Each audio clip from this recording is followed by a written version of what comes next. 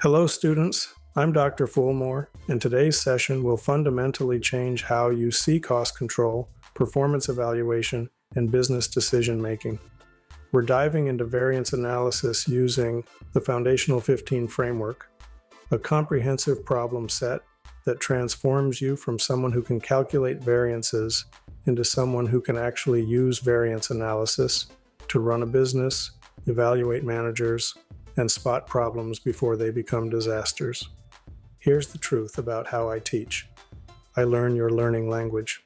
Some of you are visual thinkers who need to see the 3-column model. Others need the story, how this connects to real businesses, Some of you need the formulas memorized. I'm going to speak all your languages today because every concept we cover has multiple entry points for understanding. If one analogy doesn't click, I have 4 more ready to go. That's my promise to you.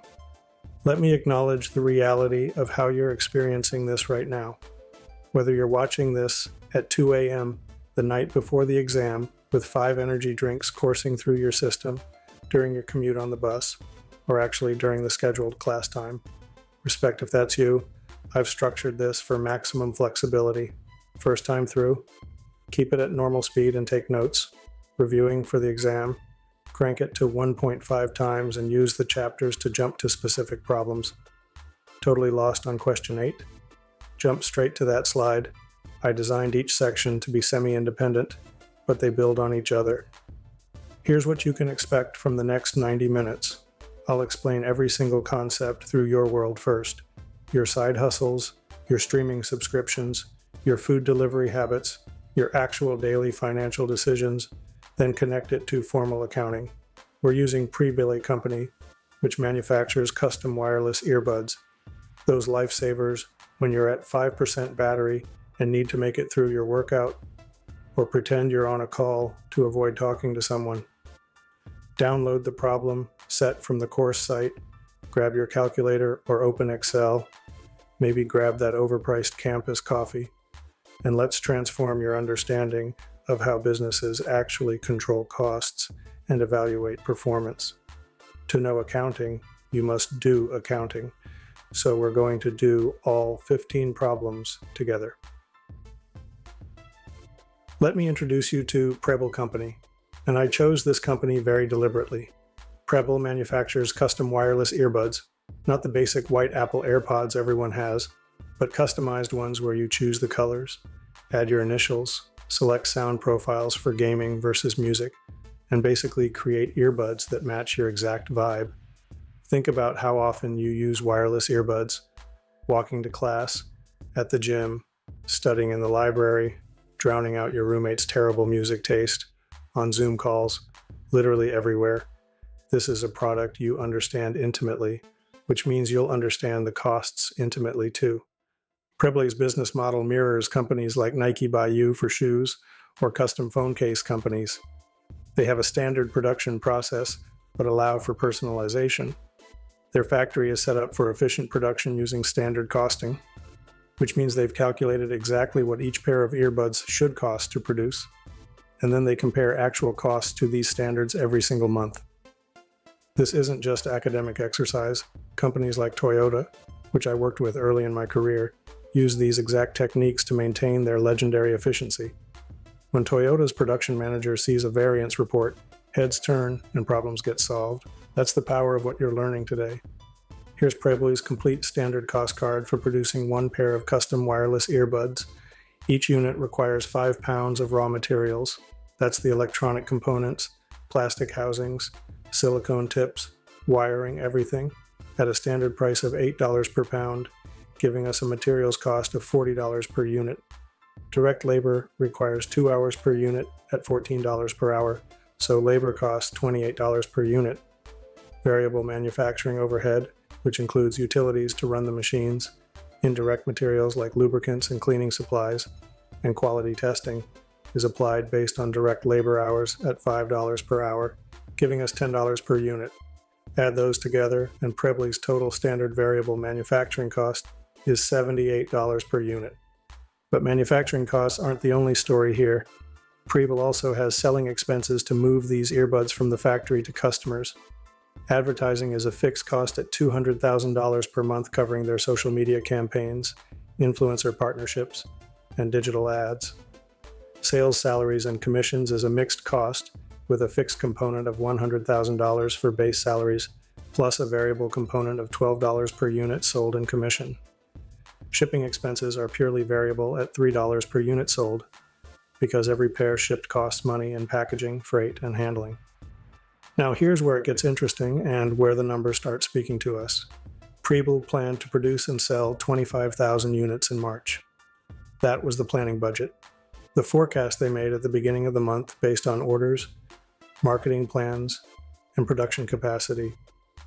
But reality had other plans. During March, Preble actually produced and sold 30,000 units.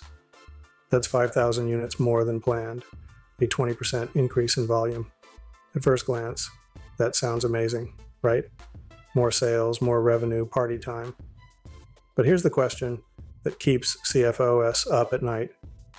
Did we make those extra units efficiently? Did we control our costs? Or did we spend so much extra producing them that the additional sales weren't worth it? That's why variance analysis exists, to answer exactly these questions. Let me give you the complete actual results for March so you can see where we're heading with this analysis. For direct materials, Preble purchased 160,000 pounds at an actual price of $7.50 per pound, spending a total of $1,200,000 on materials, and they used all 160,000 pounds in production. For direct labor, workers logged 55,000 hours at an actual wage rate of $15 per hour, totaling $825,000 in labor costs. Variable manufacturing overhead came in at $280,500 total, which works out to $5.10 per labor hour. The selling expenses hit $210,000 for advertising, $455,000 for sales salaries and commissions, and $115,000 for shipping. Now, do these numbers look good or bad? That's exactly what we're going to figure out by calculating all 15 variances and understanding what story they tell about Preble's performance. Question 1. What raw materials cost would be included in the company's flexible budget for March? Answer: $1,200,000. Let me break this down step by step because the flexible budget is the foundation of everything we're going to do today. And if you don't understand this concept, the other 14 questions won't make sense. The flexible budget asks this critical question: given that we actually produced 30,000 units, what should our materials cost have been if everything went according to standard? Notice, I didn't say, given that we plan to produce 25,000 units. No, the flexible budget adjusts for reality. Here's the calculation. We produced 30,000 units, and our standard says each unit requires 5 pounds of materials, so the standard quantity allowed is 30,000 units times 5 pounds per unit equals 150,000 pounds. That's how many pounds we should have used. Now multiply that standard quantity by the standard price of $8 per pound. 150,000 pounds times $8 equals $1,200,000. That's our flexible budget, our performance benchmark. Now here's why this matters more than you might think. Imagine you're managing your personal budget and you plan to go out to eat 10 times this month at $20 per meal for a budget of $200. But life happened, more celebrations, more group dinners, whatever, and you actually went out 15 times. If I just compare your actual spending to your original $200 budget without adjusting for the fact that you went out 50% more often, I'm going to unfairly say you overspent. That's not useful information. The flexible budget says, okay, you went out 15 times, so at $20 per meal, you should have spent $300. Now let's compare your actual spending to that number. See the difference? That's flexible budgeting, adjusting the benchmark to match reality so we can have a fair conversation about performance. Warren Buffett talks constantly about the importance of comparing apples to apples when evaluating business performance. You can't assess a manager's cost control by comparing their costs for producing 30,000 units to a budget for 25,000 units. That's comparing apples to oranges. The flexible budget is the apple-to-apple comparison that makes variance analysis meaningful. When I was consulting early in my career, I saw a manufacturing plant where managers were getting hammered every month for overspending their budget. Morale was terrible and turnover was high. The problem? Corporate wasn't adjusting the budget for actual volume. Once we implemented flexible budgeting, managers could actually see their real performance, identify actual problems, and fix them. Morale improved, costs came under control, and everyone won.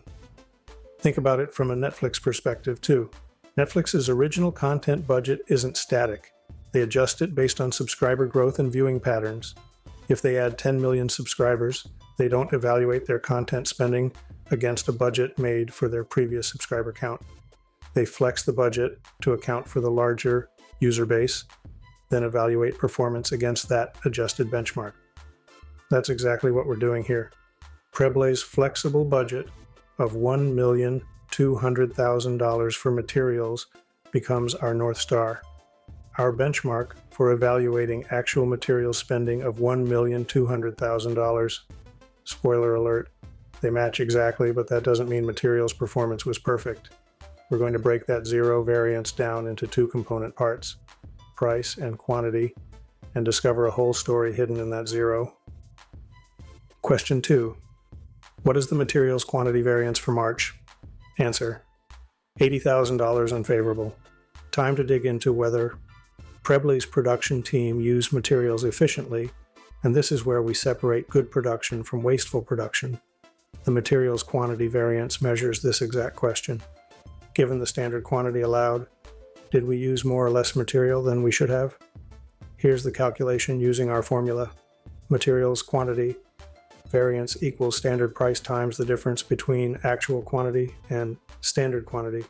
Plugging in our numbers, $8 per pound times 160,000 pounds actually used minus 150,000 pounds allowed equals $8 per pound times 10,000 pounds equals $80,000.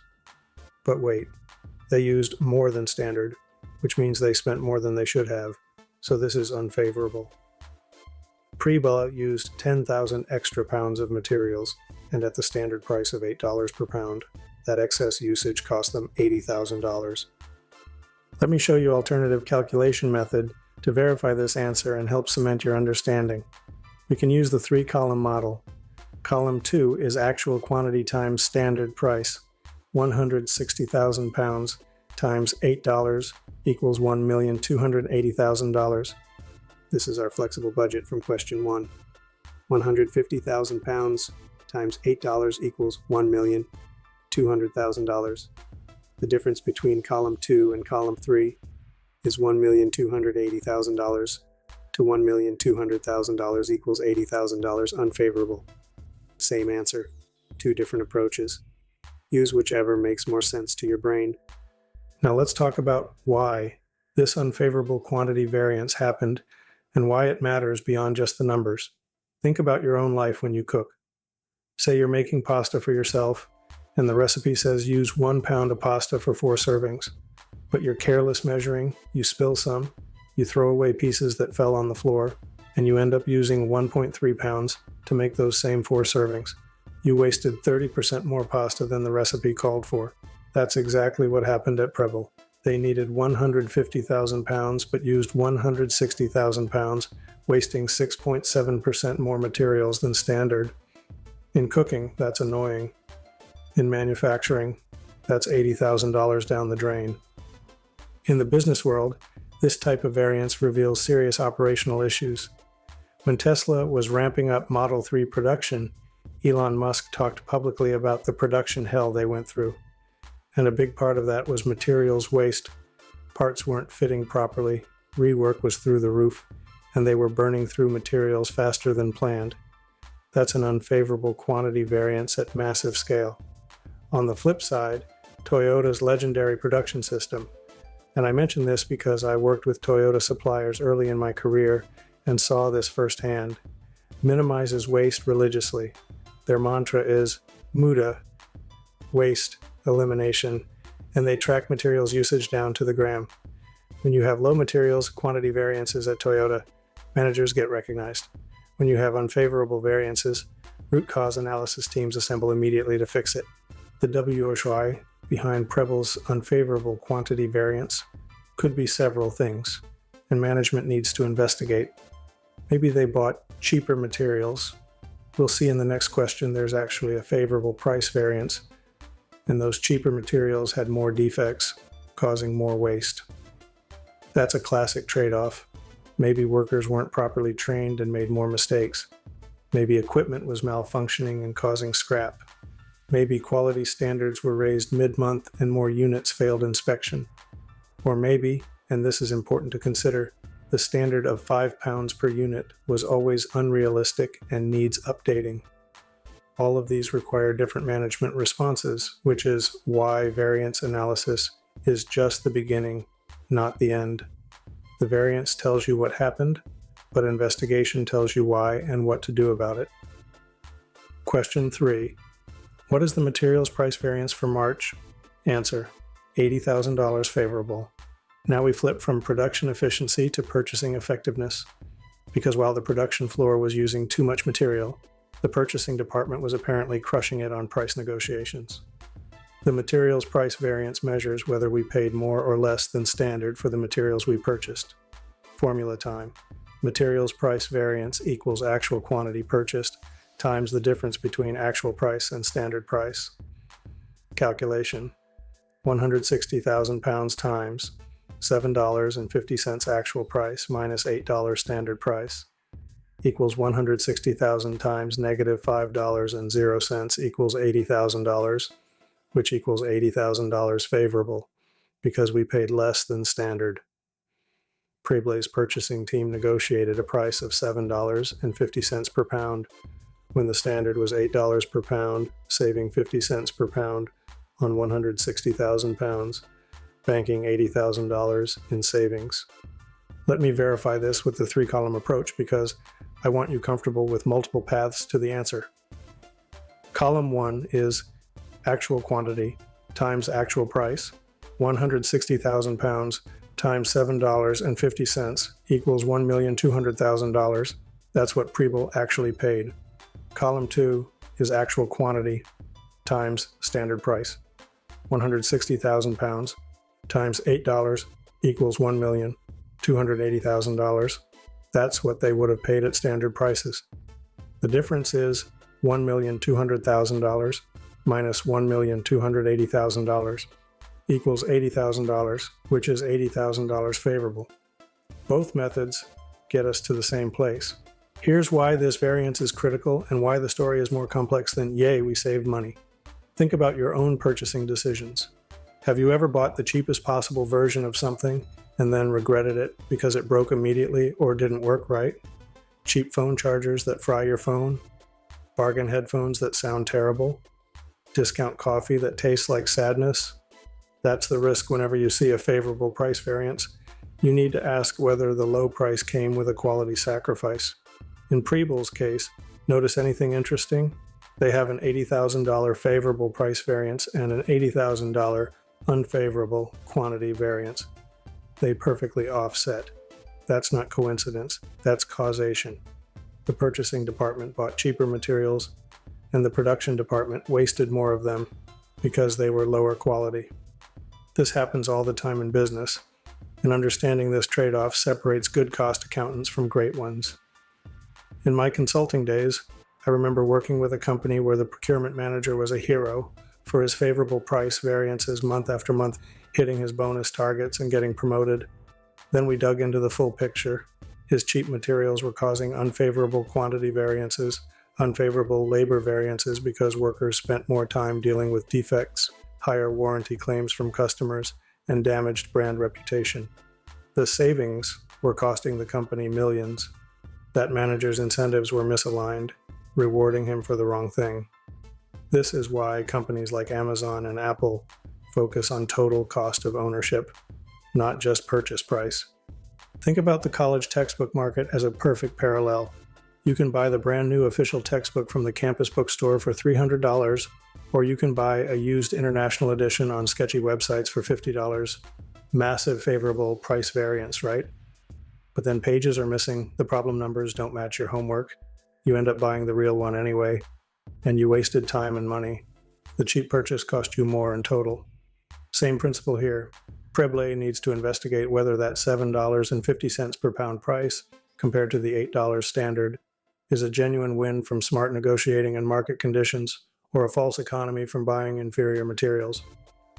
If it's the latter, their net materials variance of $0, $80,000 F minus $80,000 U is masking a real problem. Question 4. If Preble had purchased 170,000 pounds of materials at $7.50 per pound and used 160,000 pounds in production, what would be the materials quantity variance for March? Answer: $80,000. Unfavorable. Same as question 2. This question is testing whether you understand a critical distinction in variance analysis, purchase quantity versus use quantity, and why it matters which one we use for which variance. Let me walk through this carefully because students often get confused here, but once you see the logic, it's crystal clear. The materials quantity variance measures production efficiency. How much material did we use compared to standard? That's a production department question. So for the quantity variance, we use the quantity used, not the quantity purchased. Even though the scenario now says they purchased 170,000 pounds, they still only used 160,000 pounds in production, with 10,000 pounds sitting in inventory. The quantity variance calculation stays exactly the same. $8 times 160,000 pounds used minus 150,000 pounds allowed equals $80,000 unfavorable. Why does the quantity variance stay the same? Because production efficiency didn't change. The production floor still used 160,000 pounds to make 30,000 units, when they should have used 150,000 pounds. They still wasted 10,000 pounds at $8 per pound for an $80,000 loss. The fact that purchasing bought 10,000 extra pounds that are sitting unused in the warehouse doesn't affect production efficiency this month.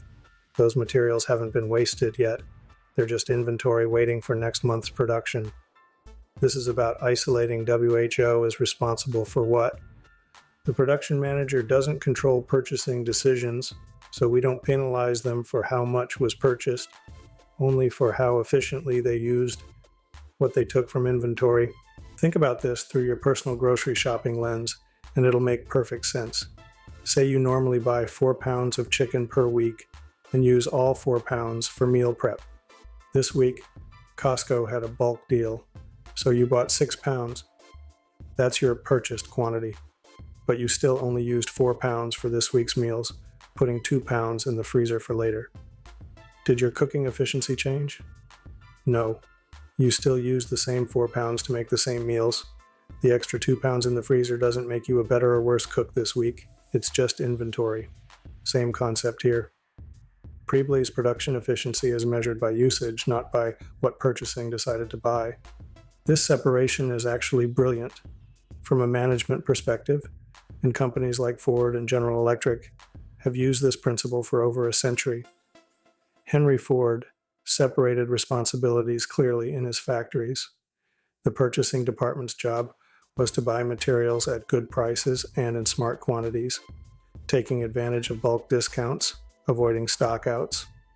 The production department's job was to use those materials efficiently with minimal waste. If you hold production responsible for purchasing decisions, or vice versa, you create confusion and conflict.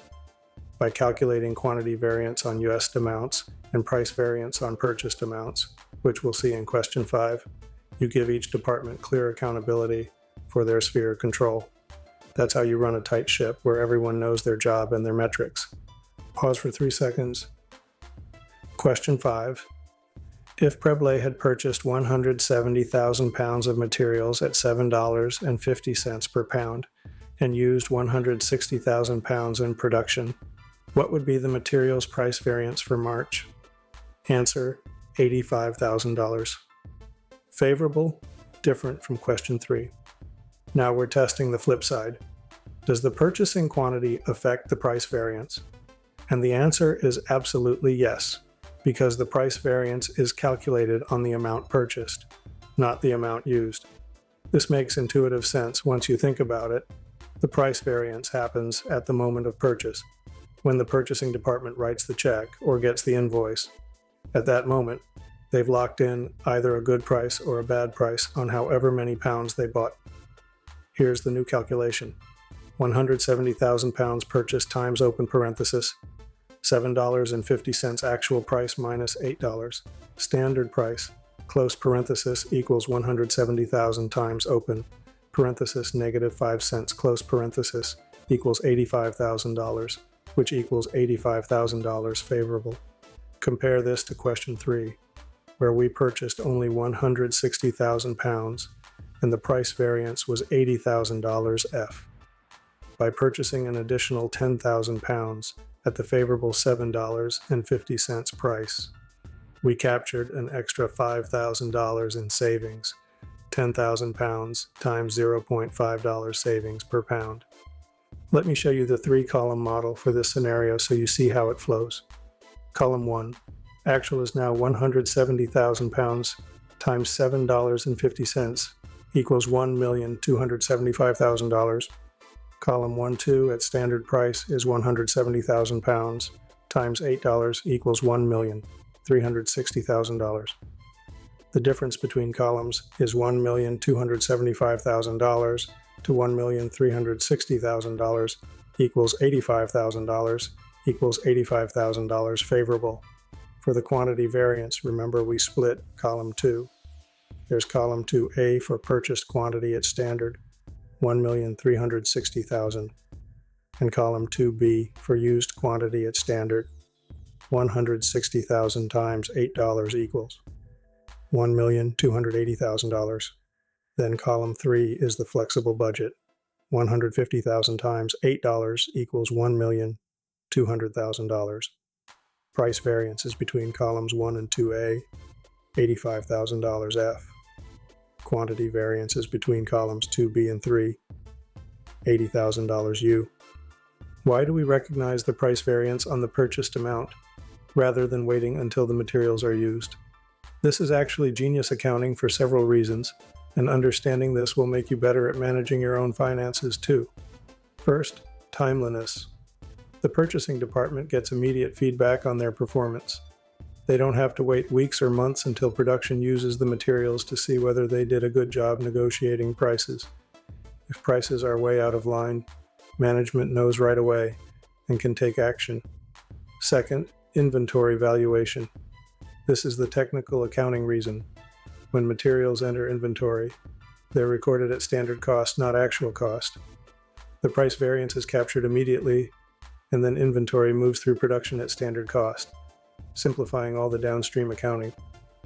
Third, responsibility.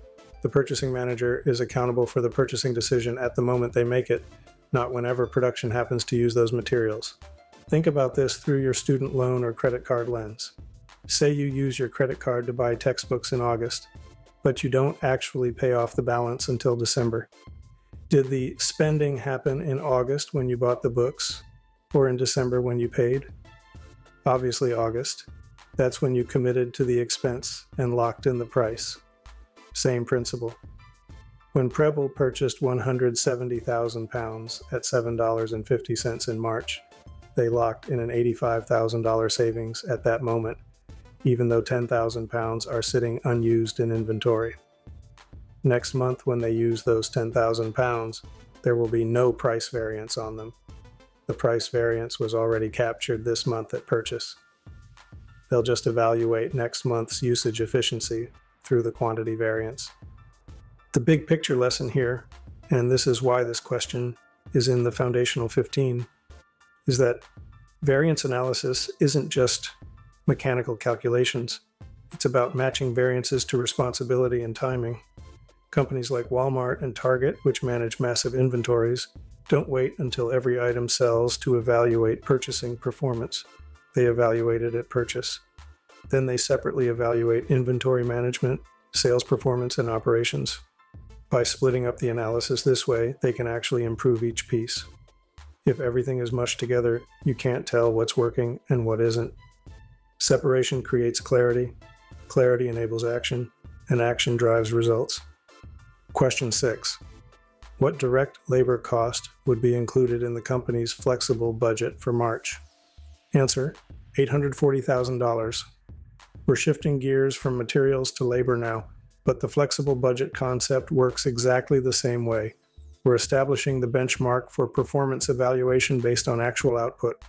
For labor, the flexible budget asks, given that we produce 30,000 units, how many labor hours should that have required, and what should it have cost? Let's calculate it. Standard hours allowed equals actual output times standard hours per unit. 30,000 units times 2 hours per unit equals 60,000 hours. That's how many hours the production team should have worked to produce 30,000 units if everything went according to standard. Now multiply by the standard wage rate. 60,000 hours times $14 per hour equals $840,000. That's the flexible budget for direct labor. The benchmark will compare actual labor costs against. Let me give you the alternative per unit approach to verify this answer and help the concept stick. Pre-blaze standard labor cost per unit is 2 hours times $14 equals $28. They produce 30,000 units, so the flexible budget is $28 per unit times 30,000 units equals $960,000. 30,000 units equals $840,000. Same answer, different path. Use whichever approach makes more sense to your brain.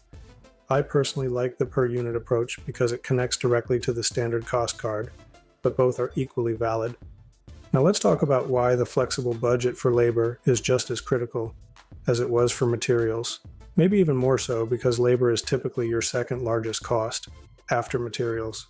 And unlike materials, labor involves human beings with feelings, skills, and choices. Think about your own part-time job or internship. Let's say you normally work 20 hours per week at $15 per hour, earning $300 per week. Now, imagine your boss schedules you for 30 hours one week because it's busy season. Did you mess up if your paycheck is $450 instead of $300? Of course not. You worked 50% more hours, so your pay should be 50% higher. If your boss complained that you overspent the $300 budget without acknowledging that you worked 30 hours instead of 20, you'd rightfully call that unfair. That's why flexible budgeting exists, to make apples-to-apples comparisons. In the real business world, this concept becomes absolutely critical when you're evaluating manager performance and determining bonuses. I remember a situation early in my consulting career where a production manager was consistently over budget on labor costs and missing bonus targets because corporate was comparing his costs to a static budget that didn't adjust for actual volume. Turns out, his plant was exceeding production targets by 30%. They were making more units than planned, but he was getting penalized for the higher labor costs that naturally come with higher production. Once we implemented flexible budgeting, suddenly his performance looked excellent. He was producing way more units while keeping labor cost per unit right on target. His morale improved, turnover on his team decreased, and the plant became even more productive. That's the power of fair performance evaluation through flexible budgeting. Companies like Netflix and Amazon have this figured out. When Netflix adds subscribers, they add customer service hours, content curation staff, and technical support proportionally. They don't evaluate their labor spending against a static budget that ignores subscriber growth. They flex the budget based on actual scale. Same with Amazon. During Prime Day or holiday season, when order volume explodes, warehouse staffing increases proportionally.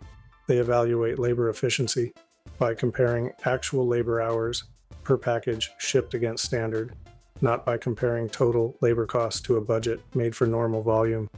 That's sophisticated management, and it starts with understanding flexible budgets like the $840,000 we calculated here for Preble. Question 7. What is the direct labor efficiency variance for March? Answer: $70,000 favorable. Time to evaluate how productively Preble's workforce performed, and this is where we see if workers are efficient masters of their craft or if there's waste in the system. The labor efficiency variance measures whether workers took more or fewer hours than standard to complete production. Here's the formula. Labor efficiency variance equals standard rate times the difference between actual hours and standard hours. Plugging in the numbers, $14 per hour times 55,000 actual hours minus 60,000 standard hours equals $14 per hour times negative 5,000 hours equals $70,000, which equals $70,000 favorable because they used fewer hours than standard.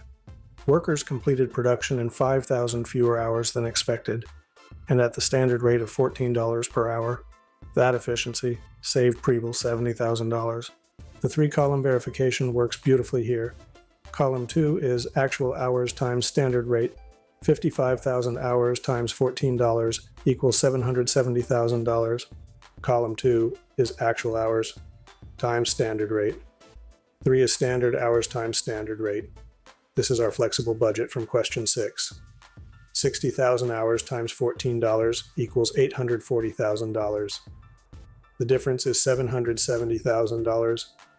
$840,000 equals negative $70,000 equals $70,000 favorable.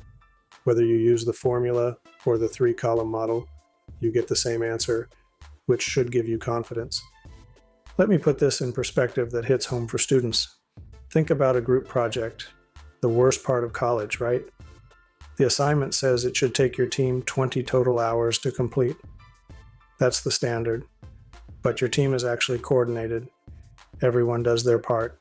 You don't have that one person who ghosts until the night before, and you actually finish the project in 15 hours total. You just beat the standard by 5 hours. That's a favorable efficiency variance. You were 25% more efficient than the professor expected. Now translate that to your hourly job. If you're getting paid $14 per hour and you saved 5 hours by working efficiently, that's $70 in value created. Scale that up to Preble's 5,000 hours, saved at $14 per hour, and you've got $70,000 in genuine value creation from workforce productivity. Why did this favorable efficiency variance happen? There are good reasons and concerning reasons, and management needs to investigate to know which it is. Good reasons include skilled workers who are fast and accurate, effective training programs paying off, new equipment or tools that speed up production, process improvements from lean manufacturing initiatives, or high morale and motivation driving productivity. I saw this firsthand at Toyota. Their continuous improvement culture, Kaizen, meant workers were constantly finding ways to shave seconds off production time, and those seconds added up to millions in savings. When workers beat standard, they got recognized and rewarded, creating a virtuous cycle. That's favorable efficiency variance done right. But here's the concerning scenario that you need to watch for. Workers might be rushing through quality checks, skipping proper procedures, or cutting corners to finish faster. That creates a favorable efficiency variance now, but unfavorable consequences later. Defects reach customers, warranty claims spike, brand reputation suffers, and you end up spending way more fixing problems than you saved from the efficiency variance. This is why you never evaluate efficiency in isolation. You also check quality metrics, customer satisfaction, defect rates, and rework. If Preble's efficiency is up but defects are also up, that's not efficiency, that's corner cutting. But if efficiency is up and quality is stable or improving, that's genuine performance excellence that should be recognized and rewarded. Question 8. What is the direct labor rate variance for March? Answer: $55,000 unfavorable. Now we're evaluating whether Preble paid more or less per hour than standard, and this is where we see the trade-offs between wage rates and worker quality. The labor rate variance measures the difference between actual and standard hourly pay. Formula: labor rate variance equals actual hours times the difference between actual rate and standard rate. Here's the math. 55,000 actual hours, x $15 actual rate, $14 standard rate, 55,000 x $1, $55,000 unfavorable because they paid more per hour than standard. Preble paid an average of $15 per hour when the standard was $14 per hour, creating an extra $55,000 in labor costs. on 55,000 hours worked. 3-column verification time. Column 1 is actual hours times actual rate, 55,000 hours, times $15 per hour equals $825,000. That's what they actually spent. Column 2 is actual hours times standard rate, 55,000 hours, times $14 equals $770,000. That's what they would have spent at standard rates. The difference is $825,000 minus $770,000 equals $55,000 unfavorable. Both methods confirm the $55,000 U variance. Let's talk about why this unfavorable rate variance happened, because there are multiple possible explanations and they require different management responses. First possibility, overtime premium. If workers are putting in overtime hours at time and a half $21 per hour or double time $28 per hour on weekends, the average wage rate goes up. This might have been necessary to meet the higher production volume, 30,000 units instead of 25,000, especially if the extra orders came in last minute. Second possibility, skilled worker premium.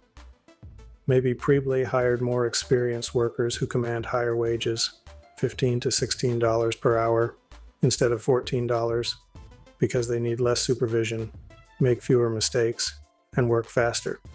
Third possibility, market wage inflation. The labor market might be tight, forcing Preble to raise wages to attract and retain workers. Fourth, shift differentials. Evening and night shift workers typically get premium pay, and maybe more production happened on those shifts. Here's the critical insight that separates beginner accountants from sophisticated financial analysts. Notice that Preble has a $70,000 favorable efficiency variance and a $55,000 unfavorable rate variance. These aren't independent, they might be connected. Here's the story I see. Preble hired more experienced, skilled workers who cost $15 per hour instead of the standard $14. Yes, they're more expensive per hour, unfavorable rate variance, but they're so much faster and better that they completed production in 55,000 hours instead of 60,000 hours, favorable efficiency variance. The net effect, $70,000 favorable minus $55,000 unfavorable equals $15,000 net favorable. Preble is actually $15,000 ahead by paying the premium wage because the productivity gains more than offset the higher hourly cost. Think about this through your own work experience. Would you rather hire someone at $14 per hour who takes 10 hours to complete a task, total cost $140, or someone at $20 per hour who completes the same task in 6 hours, total cost $120? The more expensive worker actually costs less total because of their efficiency. That's what might be happening at Preble. Companies like Apple and Google deliberately pay premium wages to attract top talent, and they more than make it back through superior productivity, quality, and innovation. Costco pays retail workers significantly more than Walmart, but Costco's labor productivity is so high that their labor cost per dollar of sales is actually lower. That's strategic thinking about labor, focusing on total cost and total value, not just the hourly rate. The $55,000 unfavorable rate variance might be Preble's best decision of the month, not a problem to fix. Question 9. What variable manufacturing overhead cost would be included in the company's flexible budget for March? Answer: $300,000. We're moving into variable overhead now, those indirect manufacturing costs that support production but aren't directly traceable to specific units. Variable overhead includes things like electricity to run machines, maintenance and repairs, indirect materials like lubricants and cleaning supplies, quality testing equipment, and supplies for the production floor. For Preble, variable overhead is applied based on direct labor hours at a rate of $5 per hour. Since variable overhead is applied using labor hours as the base, the flexible budget calculation mirrors what we did for labor. Standard hours allowed is 60,000 hours. Remember, 30,000 units times 2 hours per unit. Multiply by the standard overhead rate, 60,000 hours times $5 per hour equals $300,000. That's what variable overhead should cost for producing 30,000 units. Quick verification using the per unit approach. Preble's standard variable overhead per unit is 2 hours times $5 equals $10. For 30,000 units, that's $10 times 30,000 equals $300,000. Same answer, confirming we're on track. Now let's talk about why variable overhead matters and why it's often the neglected stepchild of cost accounting. Materials and labor get all the attention because they're big and visible and directly traceable, but overhead quietly adds up to significant amounts. Think about Preble's cost structure per unit. Materials $40, labor $28, overhead $10. That $10 overhead is almost 13% of total variable manufacturing cost. If you ignore overhead or don't control it properly, you're leaving money on the table. In fact, at many companies, overhead has grown as a percentage of total cost over time as manufacturing becomes more automated and sophisticated. Old school factories were labor intensive with relatively low overhead. Modern factories are capital intensive with high overhead for equipment, technology, and support systems. Think about your own life expenses and you'll see the overhead concept clearly. Your rent is like a fixed cost, same every month. Your food and entertainment are like variable costs. They scale with your activity level. But what about utilities, internet, phone, and transportation? Those are your personal overhead. They're necessary to function, but not tied to any specific thing you do. You can't say, this specific hour of studying cost me $3.75 in overhead, but you know those costs exist and accumulate. That's variable overhead in manufacturing. It's real, it adds up, and it needs to be controlled just like materials and labor. When Preble calculates their product costs and pricing, that $10 per unit overhead is part of the picture and can't be ignored. Companies like Amazon obsess over overhead efficiency because in a high-volume, low-margin business, small percentage improvements in overhead costs translate to massive profit impact. When Amazon builds a new fulfillment center, they're not just thinking about labor and inventory costs. They're thinking about utilities per package shipped, equipment maintenance per unit processed, facility overhead per square foot, and 100 other overhead metrics. They track, benchmark, and optimize relentlessly. That's the mindset you need to bring to overhead analysis. It's not sexy. It's not the star of the show. But getting overhead right is often what separates profitable companies from unprofitable ones in competitive industries. The $300,000 flexible budget for Preble's variable overhead is the foundation for evaluating whether they control those indirect costs effectively. Question 10. What is the variable overhead efficiency variance for March? Answer: $25,000 favorable. Here's where things get interesting with overhead, because the efficiency variance for variable overhead is actually measuring labor efficiency, not overhead efficiency directly. Let me explain why, and this is one of those concepts that seems weird at first but makes perfect sense once you see it. Variable overhead is applied based on direct labor hours. That's the allocation base. So when labor hours are different from standard, overhead application is different from the flexible budget, creating an efficiency variance.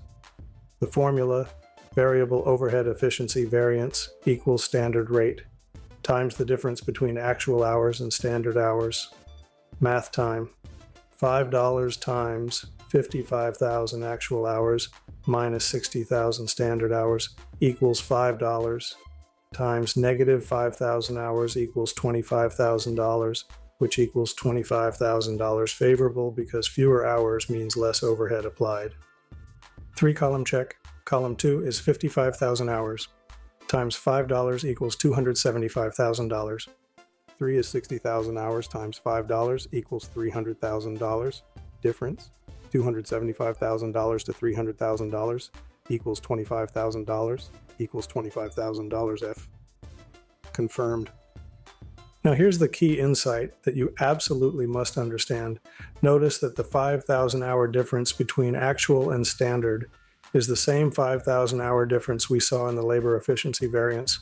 That's not coincidence, it's causation. When workers completed production in 5,000 fewer hours than standard, two things happened simultaneously. First, labor cost went down by $70,000, labor efficiency variance. Second, overhead costs went down by $25,000, overhead efficiency variance, because the machines ran for 5,000 fewer hours, using less electricity, less maintenance, less supplies, less everything.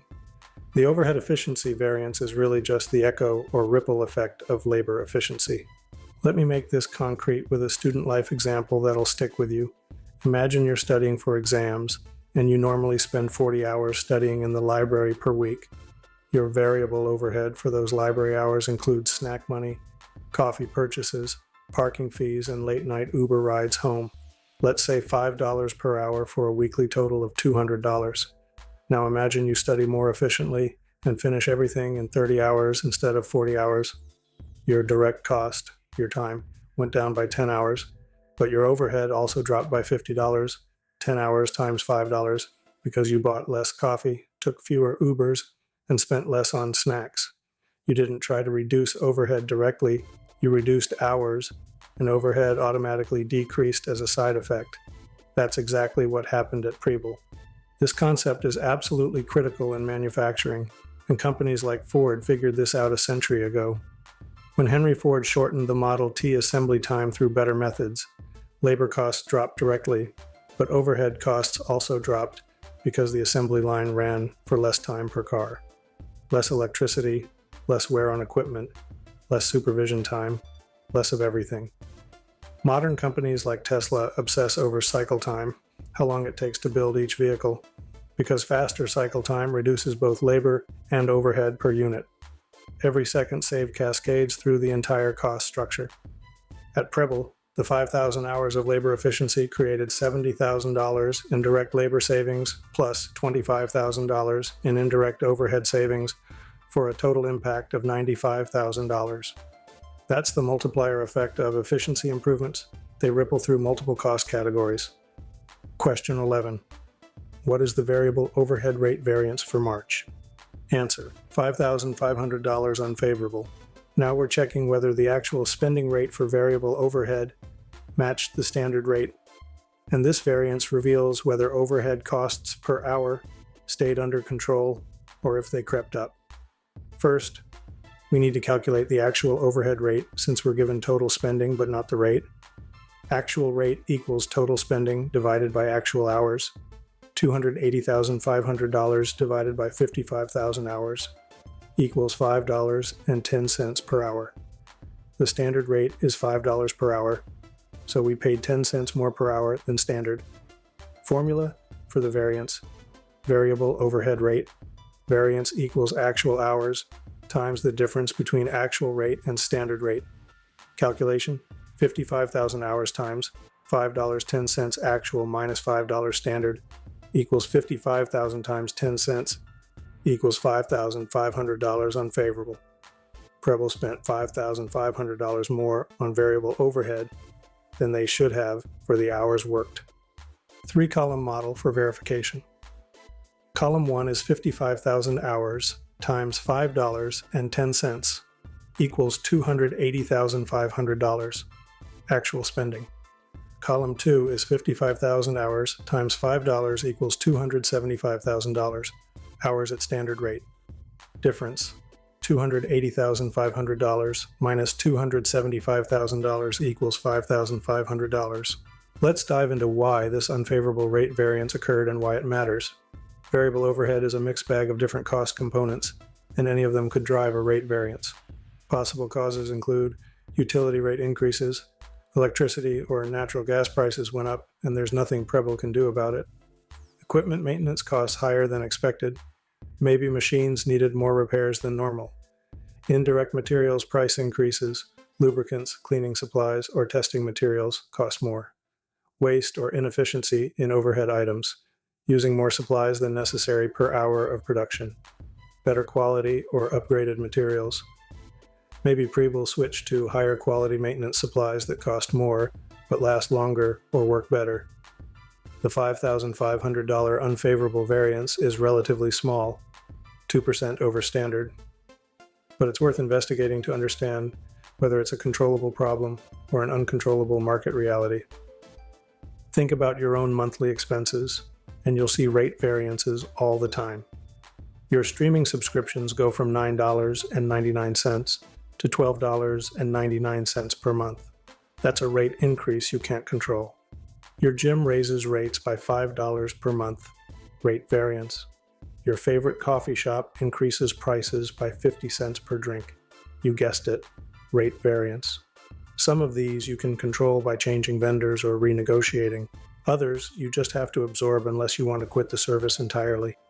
Same with pre-bliz overhead. Some components are market-driven and uncontrollable. Others might be inefficiency that management can address. Here's the big picture takeaway on overhead variances. Combined with the efficiency variance, Preble's total overhead variance is $25,000 F efficiency, $5,500 U rate, $19,500 F net. They came out ahead overall because the favorable efficiency variance more than offset the unfavorable rate variance. This happens a lot. Rate variances are often partly uncontrollable, market conditions, but efficiency variances are largely controllable through good management. So companies focus their improvement efforts on efficiency while accepting some rate variance as the cost of doing business in a dynamic economy. Smart companies like Southwest Airlines, which has some of the lowest operating costs per available seat mile in the airline industry, obsess over both rate control, negotiating long-term fuel contracts, maintaining equipment efficiently to avoid expensive repairs, and efficiency, fast, turnaround times, high aircraft utilization. That's how you win, controlling what you can control and managing what you can't. Question 12. What amounts of advertising, sales salaries, and commissions and shipping expenses would be included in the company's flexible budget for March? Answer: advertising $200,000, sales salaries and commissions $460,000, shipping $90,000. Now we're shifting from manufacturing costs to selling expenses, and this is where many students and even some practitioners get lazy because they focus so much on production costs that they forget. You could manufacture perfectly efficiently, but still lose money if your selling expenses are out of control. Let's calculate the flexible budget for each selling expense category based on the 30,000 units actually sold. Starting with advertising, this is a fixed cost at $200,000 per month, meaning it doesn't change with volume. Whether Preble sells 10,000 units or 50,000 units, advertising costs $200,000. That's the definition of fixed. It's about time period, not activity level. So the flexible budget for advertising is simply $200,000. For sales salaries and commissions, we have a mixed cost, part fixed, part variable. The cost formula is $100,000 fixed per month, plus $12 per unit sold. For 30,000 units, that's $100,000 plus $12 times 30,000 equals $100,000 plus $360,000 equals $460,000. The $100,000 represents base salaries for the sales team. They get paid whether they sell anything or not. The $12 per unit is commission, variable compensation tied to sales performance. Together, $460,000 is what sales compensation should cost when selling 30,000 units. Shipping expenses are purely variable at $3 per unit sold. There's no fixed component. If you sell 0 units, shipping costs 0. For 30,000 units, shipping should cost $3. Times 30,000 equals $90,000. Each unit sold requires packaging materials, freight charges, and handling labor, so shipping scales directly with volume.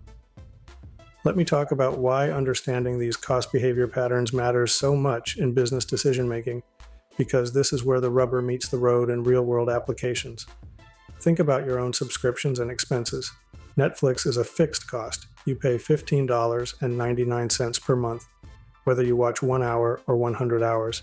That's like advertising. Your hourly job is purely variable. You work 30 hours, you get paid for 30 hours. Work 40 hours, get paid for 40 hours. That's like shipping. Your phone plan might be mixed, $40 base fee plus $10 per gigabyte over your limit. That's like sales salaries and commissions. Understanding which costs are fixed, variable, or mixed determines how they behave when volume changes, and that drives decisions about pricing, capacity, break-even, and profitability. In the real business world, this distinction is absolutely critical for companies making strategic decisions. When Netflix considers producing more original content, they know that cost is mostly fixed. Whether 10 million people watch a show or 100 million watch it, the production cost is the same. So Netflix optimizes for total subscribers and viewing hours, not cost per viewer. Contrast that with Uber, where driver costs are almost purely variable. More rides means proportionally more driver costs. So Uber thinks about contribution margin per ride and makes very different decisions than Netflix. When Starbucks opens a new store, they know rent, equipment, and base staffing are fixed, but coffee beans, cups, and barista hours scale with customer traffic. Their break-even analysis and location decisions depend entirely on understanding this cost structure. That's why the $200,000, $460,000, and $90,000 flexible budgets we calculated aren't just numbers. They're the foundation for evaluating whether Preble controlled their selling costs appropriately. Question 13. What is the spending variance related to advertising? Answer: $10,000 unfavorable. Time to evaluate whether Preble's advertising spending stayed within budget. And this is straightforward for a fixed cost, but raises important strategic questions. The spending variance for advertising is simply actual spending minus flexible budget. We have $210,000 actual versus $200,000 budgeted, so the variance is $210,000 to $200,000 equals $10,000 unfavorable. Preble spent $10,000 more on advertising than budgeted. That's it for the calculation. For fixed costs like advertising, the spending variance is just the difference between actual and budgeted amounts, since there's no volume adjustment needed. But here's where the real analysis begins. Why did advertising spending go over budget by $10,000, and was it worth it? See, unlike manufacturing variances where favorable usually means good efficiency, and unfavorable usually means waste, with advertising, an unfavorable variance could be a strategic win if it drove incremental sales that more than paid for the extra spending. Think about Preble's situation. They sold 30,000 units instead of the planned 25,000, a 20% increase. Did that extra $10,000 in advertising help generate those 5,000 extra sales? If so, it might be the smartest $10,000 Preble spent all month. Let me give you a student life analogy that makes this crystal clear. Say you're running a side hustle reselling sneakers, and you budgeted $100 for Instagram ads this month. But then you hear about a hot sneaker drop coming up, so you spend an extra $50 on targeted ads to promote it, bringing your total to $150. That's a $50 unfavorable spending variance. But those extra ads generated 10 more sales at $30 profit each, earning you $300 in additional profit. You overspent by $50 but made $300. That's not a mistake, that's genius. The spending variance is unfavorable, but the business decision was excellent. This is why you never evaluate variances in isolation. You need the full context. Real companies deal with this tension all the time. During the dot-com boom and bust, there was this infamous metric called cost per customer acquired that many internet companies tracked obsessively. Amazon, for example, spent heavily on advertising and customer acquisition in the late 1990s and early 2000s, and critics said they were overspending their marketing budgets. Jeff Bezos' response was essentially, look at the lifetime value of customers we're acquiring. If we spend $30 to acquire a customer who spends $500 with us over their lifetime, that's profitable even though the quarter looks bad. Amazon proved the critics wrong. They were making strategic investments that had unfavorable short-term variances, but created long-term value.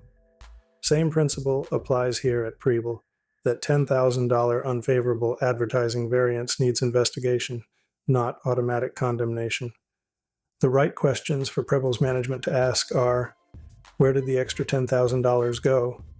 Was it a deliberate strategic decision? Launched an extra campaign? Responded to a competitor's promotion? Seized an opportunity?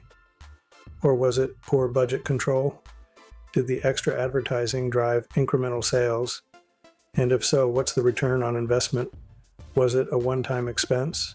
Or does it signal that the $200,000 monthly budget is unrealistic going forward?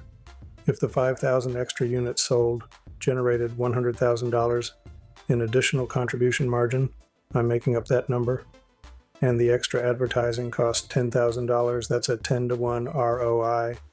Phenomenal. But if the extra sales came from other factors and the advertising overspend was just waste, then it's a real problem. Numbers tell a story, but we need to listen to the full story, not just read the first chapter. Question 14. What is the spending variance related to sales salaries and commissions? Answer: $5,000 favorable. Now we're looking at a mixed cost spending variance, which requires comparing actual spending to the flexible budget that adjusts for actual volume. We calculated the flexible budget in question 12 as $460,000 for 30,000 units sold. Actual spending was $455,000. The variance is $455,000. Actual minus $460,000 flexible budget equals negative $5,000, which equals $5,000 favorable because Preble spent less than the flexible budget predicted. They came in $5,000 under budget on sales compensation, despite selling 5,000 more units than originally planned. Let me break down where that $5,000 savings might have come from, because understanding the components of a mixed cost helps you see how variances develop.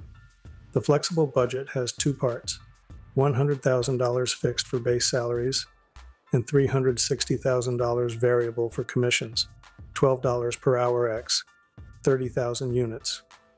If actual spending was $455,000, that could mean the fixed part was under budget. Maybe someone quit or was on unpaid leave. The variable part was under budget. Maybe commission rate was lower than standard, or some sales didn't earn commission, or some combination of both. Management would need to dig into payroll details to understand exactly where the $5,000 savings occurred. Now let's talk about why this variance matters and what red flags you should watch for, because a favorable spending variance on compensation can sometimes signal problems, not successes. Think about your own job or potential future job. If your employer suddenly started paying you less than agreed, would you stick around? Probably not. You'd start looking for other opportunities. Same with sales teams. If commissions are coming in lower than standard, is it because the company changed the commission structure, which might demotivate the sales team and hurt future performance?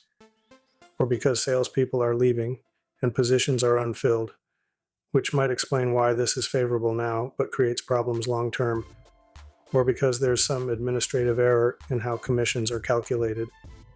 A $5,000 favorable variance is relatively small, about 1% of budget, so it's probably not a major issue, but it's worth investigating. Here's a real-world story that brings this home. I remember a student, let's call him Marcus, who graduated a few years ago and took a sales job at a tech startup. His compensation was base plus commission, exactly like Preble's sales team. The company was doing okay financially but trying to cut costs, so they subtly changed the commission structure to make it harder to earn the full commission rate. Marcus's paychecks got smaller, he started job hunting, and within 6 months, he left for a competitor. The company saved money on commissions in the short term, favorable spending variance, but they lost their best salesperson and had to spend a fortune recruiting and training a replacement. That's the danger of looking at compensation variances in isolation. You need to understand the human capital implications. In the corporate world, companies like Salesforce and Oracle that rely heavily on their sales teams understand that compensation spending isn't just a cost to minimize, it's an investment in revenue generation. Salesforce is famous for paying their top salespeople very generously, sometimes hitting $500,000 plus in total compensation with commissions. Is that expensive? Sure, but those top salespeople bring in millions in revenue. So the company views compensation as fuel for the revenue engine, not as a cost to cut.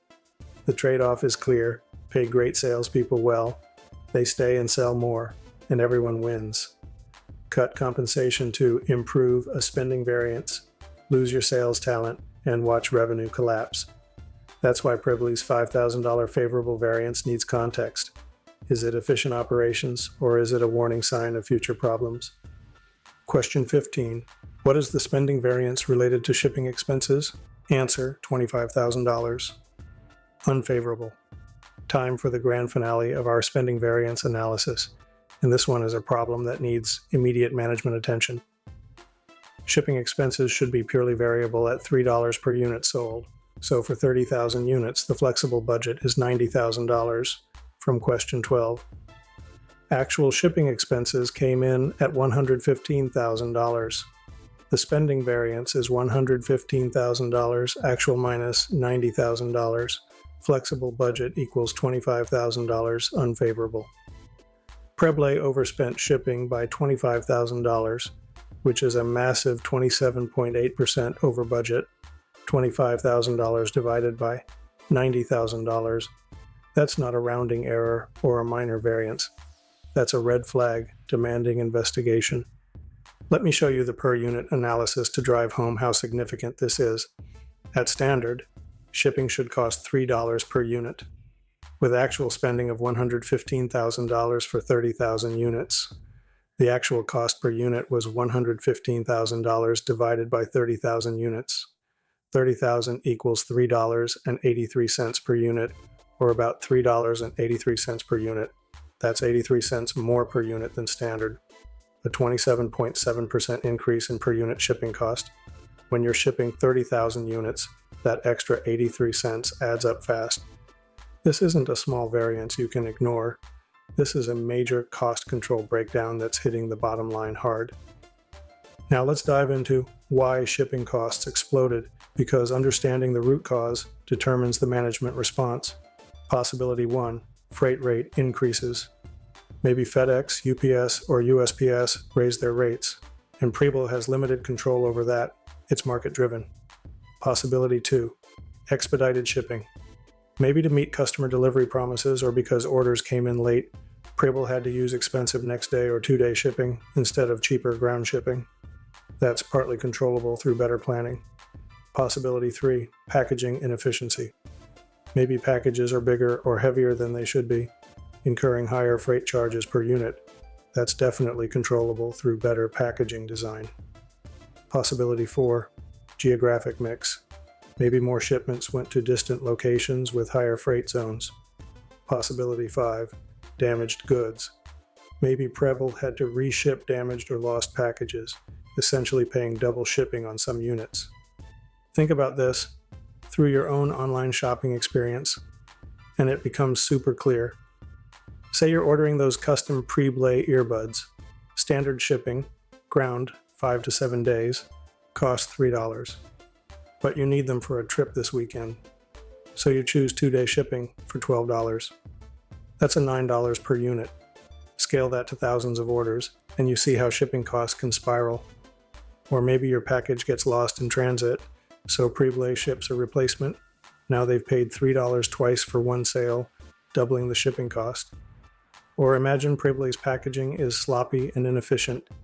Instead of a small box, they use a huge box with tons of bubble wrap, making the dimensional weight higher and triggering higher freight charges. All of these scenarios are controllable with better processes. Here's the big picture lesson that applies way beyond just Preble Company. In e-commerce and direct-to-consumer businesses, shipping is often one of the largest cost components and one of the hardest to control because it involves third-party carriers, customer expectations, and logistics complexity. Companies like Amazon have invested billions in their own delivery network, Amazon Logistics, Prime Air, etc., specifically to control shipping costs that were killing their margins when they relied only on UPS and FedEx. Chewy, the pet supply company, negotiates aggressively with carriers and optimizes packaging obsessively because shipping costs can make or break profitability in their low-margin business. Warby Parker, the eyeglass company, ships in small custom boxes with minimal packaging to keep costs down. These companies understand that every dollar saved on shipping flows directly to the bottom line. For Preble, this $25,000 unfavorable shipping variance is an emergency. Management should immediately 1. Pull detailed shipping logs and identify exactly where costs increased. Which carriers, which service levels, which routes. 2. Analyze whether the volume increase from 25,000 to 30,000 units caught the logistics team flat-footed, forcing expensive last-minute solutions. 3. Review packaging specs and investigate if dimensional weight charges are killing them. 4. Renegotiate carrier contracts with volume discounts based on their new higher volume level. 5. Implement better forecasting and inventory management so they can use cheaper ground shipping instead of expensive expedited options. This isn't optional, it's mandatory. Letting shipping costs run 28% over standard will destroy profitability fast. Integration, the complete variance picture. Numbers tell a story, and now that we've calculated all 15 variances, let me tell you the full story of Preble Company's March performance. Because looking at variances individually is like reading random pages from a novel. You need the complete narrative to understand what really happened. Let's bring it all together and see what management should conclude and what actions they should take. Starting with manufacturing variances, Preble had a total of $34,500 favorable across materials, labor, and overhead. Breaking that down, materials had $80,000 favorable price variance offset by $80,000, unfavorable quantity variance for a net of $0. Labor had $70,000, favorable efficiency variance partially offset by $55,000 unfavorable rate variance for a net of $15,000 favorable. Variable overhead had $25,000 favorable efficiency variance, partially offset by $5,500 unfavorable rate variance for a net of $19,500 favorable. So manufacturing came in $34,500 under budget. That's good news. Production costs are controlled, efficiency is strong, and Preble delivered 30,000 units at a lower total cost than the flexible budget predicted. But then we look at selling expense variances, and the picture changes. Total selling expense variance is $30,000 unfavorable, advertising $10,000 unfavorable, sales salaries and commissions $5,000 favorable, and shipping $25,000 unfavorable. That shipping variance is the villain in this story. It ate up almost all the manufacturing savings. The net result across all variances is $34,500 favorable. $30,000 unfavorable equals $4,500 favorable. Preble ended up $4,500 ahead overall, but that's way smaller than it should be given their strong manufacturing performance. Now here's where the story gets interesting with the interconnections and trade-offs. Remember the materials variances, favorable price, unfavorable quantity, perfectly offsetting. That's not random. Preble's purchasing team bought cheaper materials that were probably lower quality, causing more waste in production. The purchasing manager looks like a hero in isolation, saved $80,000 on price. But that savings got spent in waste, $80,000 on excess usage. The net is zero, but there's also hidden waste in the form of production time, dealing with inferior materials, potential quality issues, and employee frustration. This is a red flag that purchasing and production need to collaborate better instead of optimizing their own metrics independently. The labor variances tell a positive story. Hired skilled workers at premium wages, and those workers crushed it on productivity.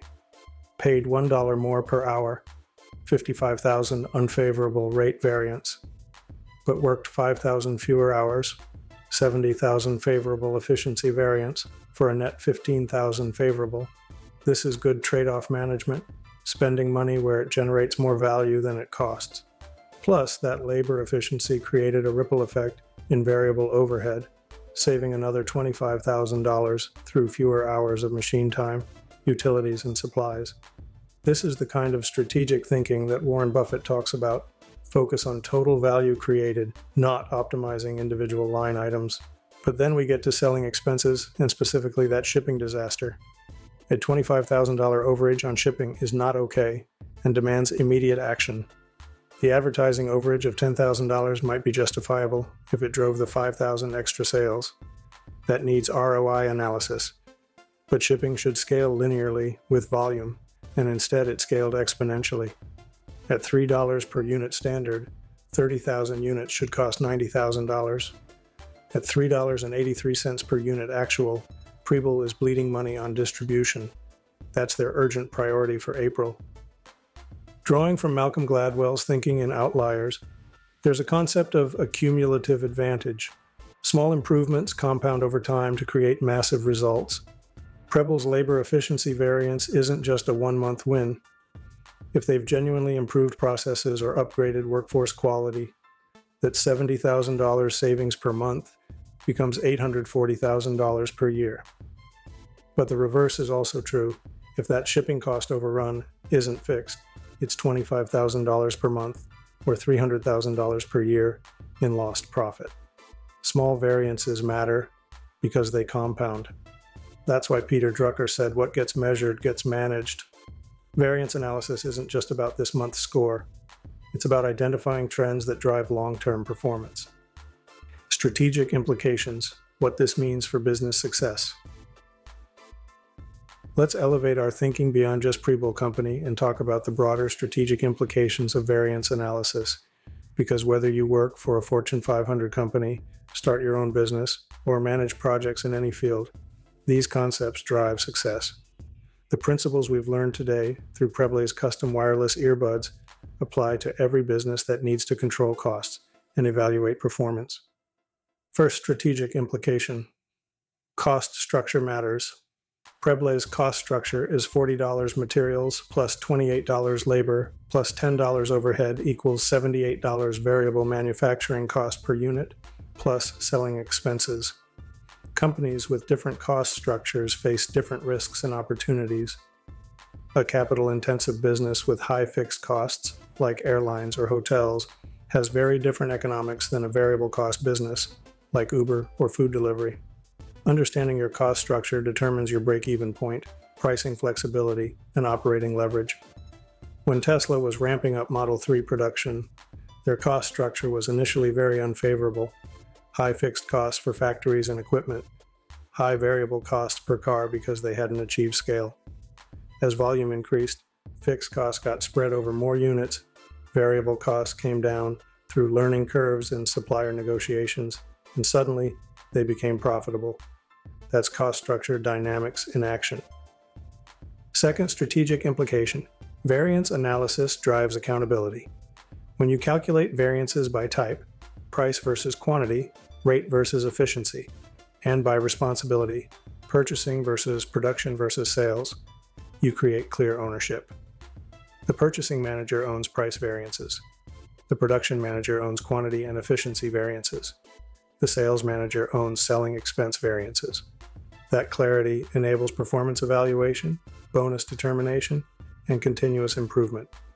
Companies like General Electric under Jack Welch were famous for rigorous performance management using metrics like variance analysis. Every manager knew their numbers, understood their accountability, and got rewarded or punished accordingly. That's how GE became one of the world's most valuable companies, through relentless focus on operational excellence measured through tools like what we learned today. Third strategic implication: trade-offs are everywhere. Preble's favorable price variance creating an unfavorable quantity variance is just one example. In business, almost every decision involves trade-offs: quality versus cost, speed versus cost, customization versus efficiency, innovation versus standardization. Apple pays premium prices for components to maintain quality, unfavorable price variances, but achieves incredible production efficiency through supply chain mastery, favorable quantity variances. Amazon accepts lower margins on products, investing in price competitiveness, but obsesses over logistics efficiency to minimize delivery costs. Understanding trade-offs and making them deliberately is what separates successful businesses from failures. As Jeff Bezos famously said, "We are willing to be misunderstood for long periods of time," meaning Amazon would show unfavorable variances in some areas, while building capabilities that would create massive favorable variances later. Fourth strategic implication: efficiency is multiplicative. Remember how Preble's 5,000-hour labor efficiency improvement created both a $70,000 labor savings and a $25,000 overhead savings? That's the multiplier effect. When you improve efficiency in one area, benefits ripple through the entire organization. This is why companies like Toyota focus obsessively on continuous improvement, Kaizen. Every small efficiency gain compounds across time and across cost categories. A 1% improvement in labor efficiency might seem trivial, but scale it across thousands of workers over months and years. Add in the overhead effects, include the quality improvements, factor in the morale benefits, and suddenly that 1% becomes millions in value creation. Fifth strategic implication: context is everything. I've emphasized this throughout. An unfavorable variance isn't automatically bad, and a favorable variance isn't automatically good. You need to investigate why variances occurred, understand the business context, evaluate the trade-offs, and determine whether action is needed. Companies that treat variance analysis as purely mechanical, everything favorable is good, everything unfavorable is bad, make terrible decisions. Companies that use variance analysis as the starting point for deeper investigation and strategic thinking make great decisions. Ray Dalio talks about radical transparency in his book, Principles, seeing reality clearly without bias. That's what good variance analysis does. It shows you reality so you can respond intelligently. Action plan: your next steps for mastery. We've covered a lot of ground today. 15 comprehensive problems, multiple concepts, dozens of calculations, and strategic implications that span from Preble Company to Tesla to your own financial decisions. Now let's talk about your action plan to cement this knowledge and use it throughout your career. Because to know accounting, you must do accounting, and that means deliberate practice beyond just watching this lecture. Action. Item 1.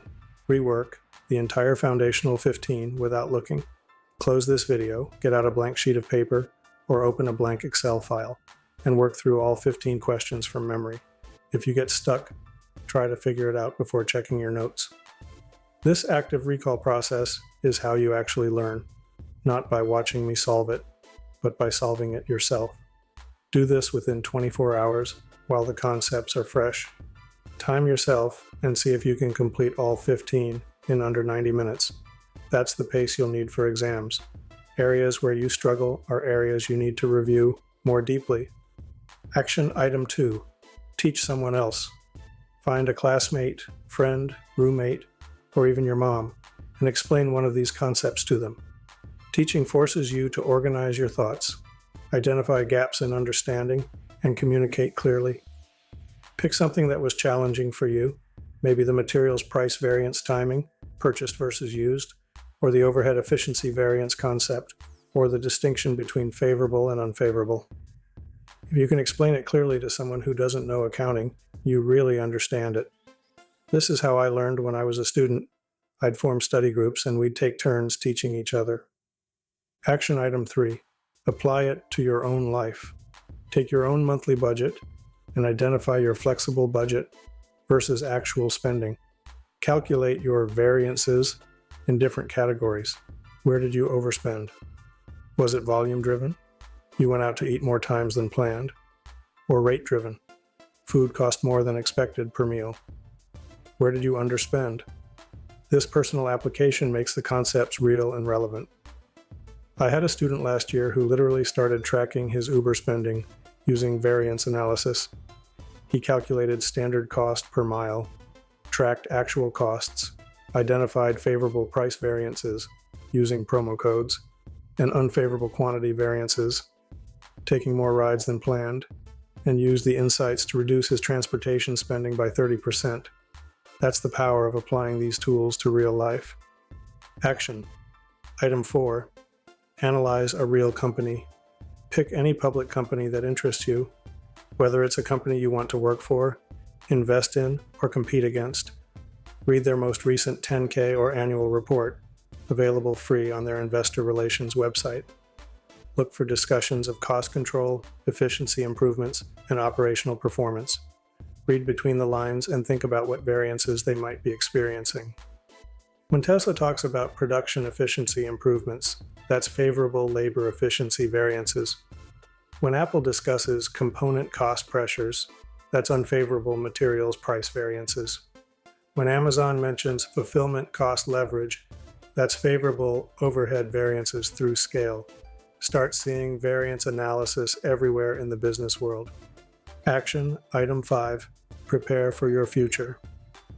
Whether you're going into public accounting, corporate finance, consulting, entrepreneurship, or any business role, variance analysis will be part of your professional life. Start building your Excel skills now. Create templates for the 3-column variance model, automate calculations with formulas, build dashboards that visualize variances, practice explaining variances concisely in writing. Can you draft a 1-page variance report to a CEO that tells the story clearly? Develop the habit of asking why. Whenever you see numbers, don't just accept that revenue increased or cost decreased. Investigate why and what it means. These habits separate good professionals from exceptional ones. One final thought. In my years of teaching accounting, I've seen 2 types of students. The first type learns the formulas, passes the exams, and forgets everything 2 weeks later. The second type internalizes the thinking. They see variances everywhere. They understand cost behavior intuitively. They make better decisions in their careers because they understand the numbers behind business. My goal today was to move you toward that second category. You now have the tools to analyze cost performance like a professional. Use them, practice them, make them part of how you think. And remember, numbers tell a story, and now you can read that story fluently. Thank you for your time and attention, and I'll see you in the next session where we build on this foundation.